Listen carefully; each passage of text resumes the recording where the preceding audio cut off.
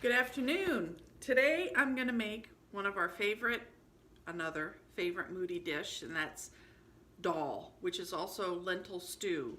And I've got my pan heated up, nice and hot. I've got all my vegetables and spices measured out and ready to pop into the pan. I'm going to saute one yellow onion with 2 cloves of garlic, and again, no oil. Once you discover that you can saute vegetables with no oil, it'll change your life. It makes cleanup so much easier. You can taste the actual vegetable. There's no coating of oil around it. Now, if you love the taste of oil, you're gonna miss that. But again, when you realize, hey, I've been lied to all this time that you have to saute in oil, you don't.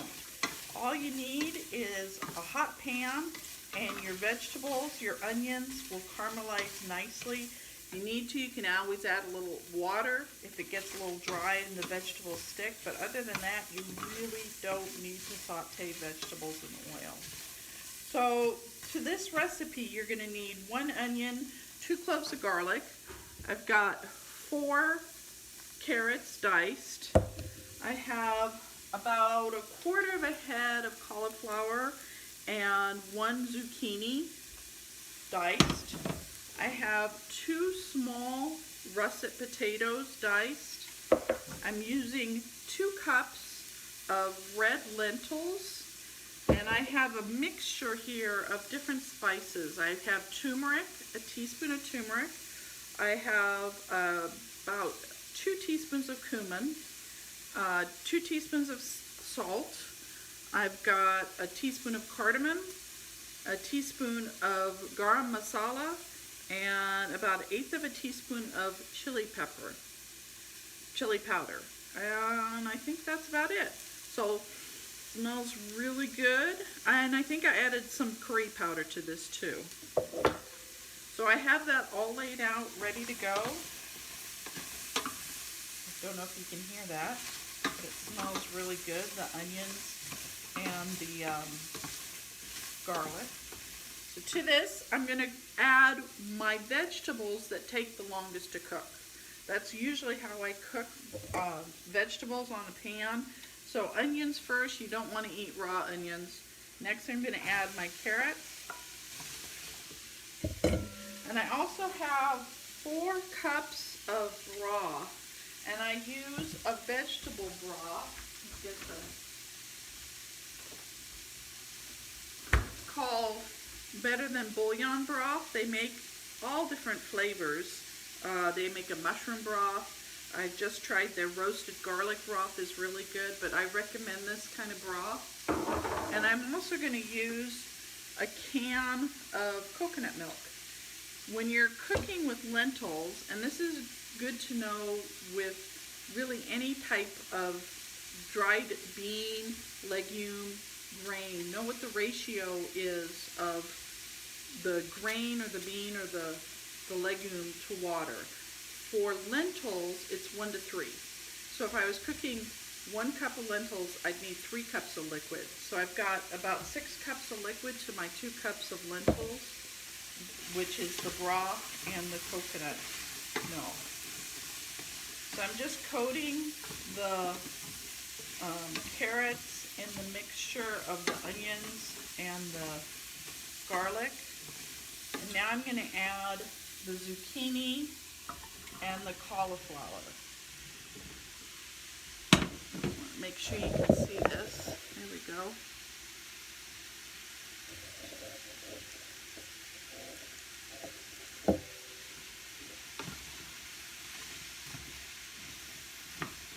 And you do need a big pan for the quantities that I'm making.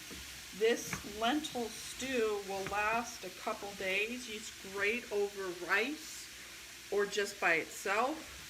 I've never had it over noodles, kind of an egg noodle, but I guess that's a doable thing. But lentils are a great source of protein, and all these veggies are a great source of fiber too. And it's a very inexpensive meal. Lentils are just pennies an ounce.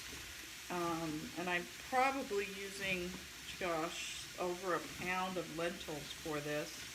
This is like a quarter of a cauliflower, which is probably, what, 75 cents, 4 carrots, gosh, a couple quarters maybe. Probably the most expensive thing on this meal is the coconut milk. And you don't have to use coconut milk. You could always just use the full amount in broth, or water if you don't have the broth.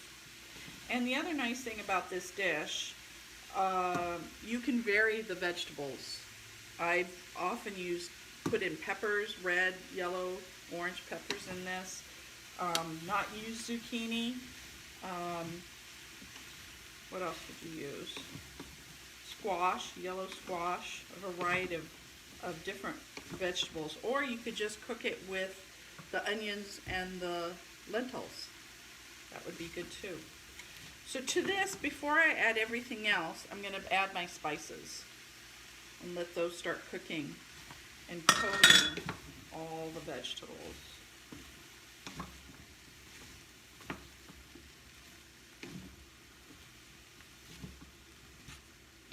Okay, now comes the tricky part. I'm going to pour in the lentils so that they get coated with the spices.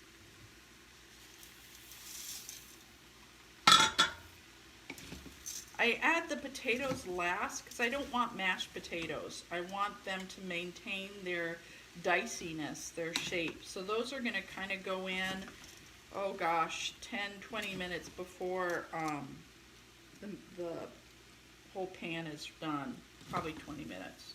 They cook really quick because they're very small, half-inch dice cubes.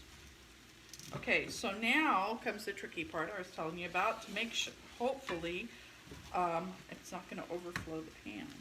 So I'm adding the stock, broth, and this takes about 30 minutes, 25 minutes to cook on the stove, and you want to keep an eye on it just to make sure it doesn't dry out. Now I'm going to add the coconut milk,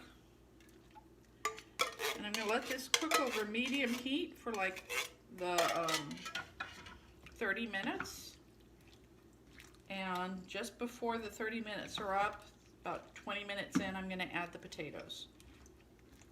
So I'll get back to you then.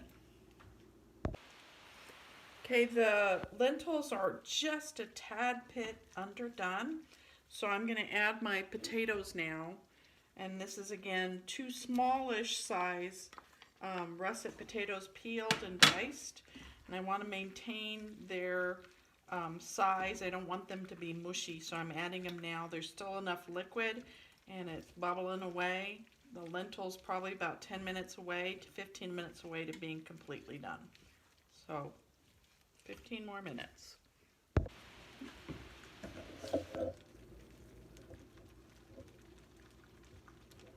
So my stew is done.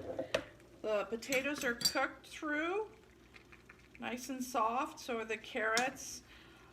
One thing I wanted to add about lentils, as far as I know, there are 4 kinds of lentils. There's brown, green, yellow, and red. I've used red lentils here. Yellow and red tend to get mushier when you cook them. The brown and the green tend to retain their shape. Another thing I wanted to add is I did put in the coconut milk, and the coconut milk does bump up the calorie count on this quite a bit. If I didn't add the coconut milk and I just used broth for the liquid, it would have been 267 calories a serving. But with the coconut milk, it's 397. So that's an extra 100 calories per serving. It also bumps up the fat content to 58%. So you can always take out the coconut milk and just use broth. Another thing I wanted to point out is there's a website that I use whenever not all the time, but when I try to find out how much nutrients are in these recipes that I make. And it's called verywellfit.com, and it's all one word, verywellfit.com.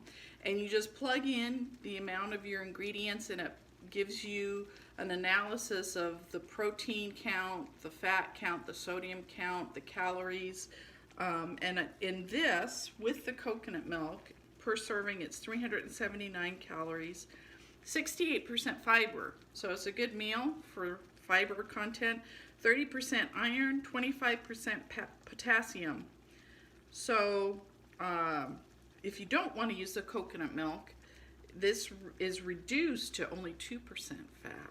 So that's a significant difference. And again, no oil. So really good recipe. One thing we like to add when we serve this with rice or just as a stew in itself is nuts. And salted peanuts, dry roasted salted peanuts are really good, or even cashews would be good on it. That again adds more calories. A half a cup of peanuts is 400 calories, same with cashews, and then it would boost up the sodium content too. So this is a really fun recipe. It really smells good in this house. Right now it's very nutritious. If you want to add meat, it would be good to add chicken to this, but I prefer it without. So I hope you enjoy this one. Thanks.